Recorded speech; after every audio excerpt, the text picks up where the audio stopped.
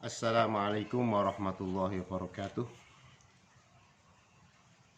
Saudara-saudara sekalian, mari kita mulai bersama dengan baca Bismillahirrahmanirrahim. Materi Islam dan budaya Jawa akan kita sampaikan pada bab kedua, yaitu pengertian budaya. Pengertian budaya pada bab ini itu meliputi diantaranya adalah memahami terhadap makna budaya itu sendiri. Yang kedua adalah komponen kebudayaan. Yang ketiga wujud kebudayaan. Yang keempat adalah hakikat kebudayaan. Yang kelima adalah nilai budaya. Pada bab 2 pengertian budaya, yaitu budaya kalau kita runut itu berasal dari bahasa Sanskerta, yaitu budaya, bentuk jamak dari budi, atau budi itu akal pikiran, budi atau akal yang dikaitkan dengan akal budi manusia. Berarti selain manusia tidak mempunyai kebudayaan. Dalam bahasa Inggris disebut dengan culture, kemudian diindonesiakan menjadi kultur. Kulturnya apa dan lain sebagainya. Budaya secara umum itu adalah suatu cara hidup yang berkembang dan dimiliki bersama oleh sebuah kelompok orang dan diwariskan dari generasi ke generasi. Jadi tidak bersifat sporadis apa adanya, tetapi itu sudah melekat pada diri manusia dan turun-temurun. Itu adalah budaya. Kalau kita lihat dari sisi yang lain, misalkan itu pengertian dari Kuncoro Ningrat. Kuncoro Ningrat mengatakan bahwa budaya adalah keseluruhan sistem, gagasan, tindakan, dan hasil kerja manusia dalam rangka kehidupan masyarakat yang dijadikan milik manusia dengan belajar. Budaya dapat diperoleh dari belajar dan gagasan dalam pikiran dan kemudian terwujud dalam seni dan lain sebagainya. Itu adalah pernyataan dari Kuncoro Ningrat. Sedangkan ada pernyataan yang lain dari Melville J. Herskovits dan Bronislaw Malinowski mengemukakan bahwa segala sesuatu yang terdapat dalam masyarakat ditentukan oleh kebudayaan yang dimiliki oleh masyarakat itu sendiri. Jadi Herskovits memandang kebudayaan sebagai sesuatu yang turun-temurun dari satu generasi ke generasi yang lain, yang kemudian disebut dengan superorganik. Kalau yang lain, misalkan Andreas Epping, kebudayaan mengandung keseluruhan pengertian nilai sosial, norma sosial, ilmu pengetahuan, serta keseluruhan struktur-struktur sosial, religius, dan lain sebagainya. Kalau Andreas Epping ini adalah mengklasifikasi, ya, ada satu klaster yang disebut dengan ada nilai sosial, ada norma sosial. Nilai dan norma itu hampir mirip, ya. Ilmu pengetahuan serta keseluruhan struktur-struktur sosial. Jadi kalau di Jawa itu ada struktur sosial. Misalkan ada golongan priyayi, ada golongan santri, yang itu dari apa itu bisa menjadi satu kelompok sosial. Tapi dalam bahasa itu punya struktur sosial, ya. Mengenal bahasa Undo-Usuk. Undo-Usuk itu adalah bertingkat-tingkat, ya, bertingkat-tingkat. Makanya ada orang yang bilang kemudian bahasa Ngoko, Kromo, Kromo Inggil. Itu kan tingkatannya seperti itu. Kemudian di dalam masyarakat juga ada kelompok sosial yang disebut dengan darah biru dan darah tidak biru, ya. Ini keturunan dari Ningrat. Ini ada keturunan dari Ningratan. Ningratan itu artinya dari ratan.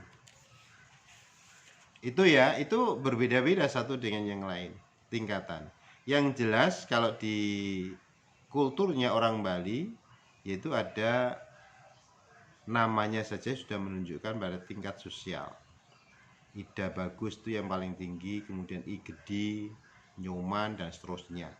Itu adalah golongan-golongan di dalam status sosial. Itu turun temurun dan sekarang tidak ada yang mengelak dari itu. Ya. Kemudian ada pendapat lain seperti Edward Barnett Taylor mengatakan bahwa kebudayaan merupakan keseluruhan yang kompleks. Di dalamnya terkandung pengetahuan, kepercayaan, kesenian, moral, hukum, adat istiadat, dan kemampuan-kemampuan lain yang didapat seseorang sebagai anggota masyarakat. Ya. Jadi persoalannya sangat kompleks. Sesuatu itu menjadi budaya, itu adalah suatu proses yang cukup lama sekali. Ada yang disebut dengan pengetahuan, ya, pengetahuan masyarakat. Masyarakat di Jawa itu kan punya pengetahuan yang sampai sekarang itu belum banyak yang ditulis. Coba seperti halnya menebang pohon bambu itu harus satu mongso. Satu mongso hitungannya apa, itu orang Jawa itu ngerti. Ya. Kemudian ada lagi weton dan lain sebagainya. Kemudian hitungan kalau orang kawin dengan yang lain itu harus dihitung wetone. Ini cocok atau tidaknya, itu adalah hitungan-hitungan, ya. Itu adalah pengetahuan. Maka kalender Jawa punya, itu berarti orang Jawa itu sudah mempunyai pengetahuan tentang astronomi yang cukup tinggi pada saat itu. Ada tahun Dal, ada tahun Jim, dan seterusnya. Dan yang namanya hari itu kan disesuaikan dengan weton. Jadi hari bagi orang Jawa itu mengenal 5 hari aja itu. Pon, Kliwon, Wage, apalagi itu, Paing, dan seterusnya. Itu hanya 5. Kalau kita itu kan 7. Ya, itu. Orang Jawa mengenal cuma 5 itu, 5 hari itu. Kemudian ada pendapat yang lain, misalkan Silo Sumarjan dan Sulaiman Sumardi lebih simpel memberikan pemahaman terhadap kebudayaan, sarana hasil karya, rasa, dan cipta manusia. Harus digarisbawahi manusia. Sedangkan Ki Hajar Dewantara mengatakan bahwa kebudayaan adalah sesuatu yang berkembang secara kontinu, konvergen, dan konsentris. Jadi kebudayaan bukanlah sesuatu yang statis, baku atau mutlak. Kebudayaan berkembang seiring dengan perkembangan evolusi batin maupun fisik manusia secara kolektif. Itu adalah yang disebut dengan teori dinamisme, yaitu budaya itu bersifat dinamis. Ya, budaya itu bersifat dinamis. Cara berpakaian juga kita lihat ya. Cara berpakaian seseorang dulu sangat sedikit sekali orang yang pakai jilbab menutup kepala. Sekarang sudah banyak ya. Jilbabnya bagaimana? Dulu cuma disampir ketok, sekarang sudah tertutup. Ini kan terus saja berkembang sesuai dengan perkembangannya manusia. Kalau dulu jilbabnya cukup hanya menutup bagian wajah, sekarang harus menutup bagian badannya juga, seperti kelelawar yang besar itu ya. Kalau naik sepeda motor itu bisa bisa terbang sendiri. Itu jilbab sekarang.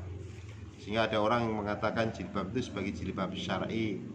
Tidak ada jilbab syar'i dan tidak yang non syar'i. Semuanya jilbab yang menutup untuk menutup aurat.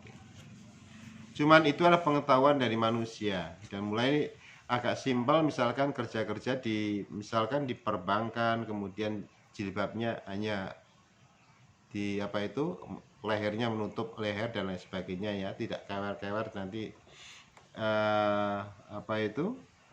nanti malah ribet dan lain sebagainya, akhirnya rapat semuanya. Yang penting semuanya menutup ya, sampai lehernya dimasukkan ke dalam leher gitu. Sekarang komponen kebudayaan. Komponen kebudayaan, komponen itu adalah unsur kebudayaan pada umumnya meliputi ya hal-hal sebagai berikut, diantaranya adalah Melville G. Herskovits membagi bahwa kebudayaan memiliki 4 unsur. Alat-alat teknologi, sistem ekonomi, keluarga, dan kekuasaan politik. Itu ada 4 komponen yang dia sebut sebagai unsur kebudayaan. Sedangkan Malinowski membagi kebudayaan ke dalam 4 unsur juga. Satu, sistem norma sosial yang memungkinkan kerjasama antara para anggota masyarakat untuk menyesuaikan diri dengan alam sekelilingnya. Organisasi ekonomi, alat-alat dan lembaga-lembaga atau petugas-petugas untuk pendidikan. Keluarga adalah lembaga pendidikan utama. Dan organisasi kekuatan politik. Nah, tadi kalau Harris COVID lebih jelas pada alat-alat teknologi, sistem ekonomi, keluarga, dan kekuasaan politik. Ini adalah sistem norma sosial yang lebih umum, tarik ke umum ya. Norma sosial termasuk organisasi politik, organisasi ekonomi, alat-alat dan lembaga-lembaga atau petugas-petugas untuk pendidikan keluarga adalah lembaga pendidikan utama. Misalkan begini, lembaga-lembaga yang muncul gitu ya, yang ada di tengah-tengah masyarakat. Ya, misalkan lembaga RT, RW itu apakah ada di tempat yang lain? Itu ada di Indonesia. Misalkan ada RT, kemudian ada Dasa Wisma 10 dan lain sebagainya. Itu adalah ada di Indonesia. Dan ini kemudian turun-temurun dan orang kemudian mau merusak dan mau mengganti itu sudah nggak bisa lagi. Seakan-akan nggak bisa karena itu sudah menjadi satu komponen kebudayaan masyarakat yang sudah diterima oleh masyarakat. Organisasi kekuatan politik dan lain sebagainya. Kedua pendapat di atas pada dasarnya tidak jauh berbeda tetapi saling melengkapi dan menguatkan. Namun keduanya dapat dipilah menjadi 2 bagian penting, yaitu sistem sosial, ekonomi, politik, dan keluarga pada satu sisi, serta alat-alat produksi. Jadi alat-alat produksi termasuk bagian dari unsur kebudayaan. Sedangkan komponen kebudayaan secara garis besar dapat digolongkan, ini ada yang menggolongkan menjadi 2. Satu, yang bersifat materi. Materi itu wujud, materinya ada. Hasil kebudayaan tersebut. Ini kalau dilihat dari 2 pendapat tersebut kemudian dikompromikan menjadi 2 hal. Satu yang bersifat materi dan yang satunya, yang kedua adalah bersifat non materi. Kalau yang bersifat materi itu seperti bangunan-bangunan yang tinggalan-tinggalan lama, misalkan seperti Candi Borobudur ya. Ada Masjid Agung Demak sekian lama ya. Kemudian ada bangunan yang lain misalkan seperti perhiasan, mangkok, piring dan lain sebagainya. Itu yang kalau sekarang kita lihat di beberapa masjid yang lama seperti masjid di Demak, masjid-masjid keraton yang ada di Yogyakarta maupun juga keraton yang ada di Solo, itu ada peninggalan piring kemudian ditempelkan di tembok, di dinding itu ya. Saya melihat di banyak juga di mana itu, di Cirebon itu kan ada piring-piring. Nah, piring itu peninggalan Cina, berarti Cina itu sejak dulu sudah ada di Indonesia.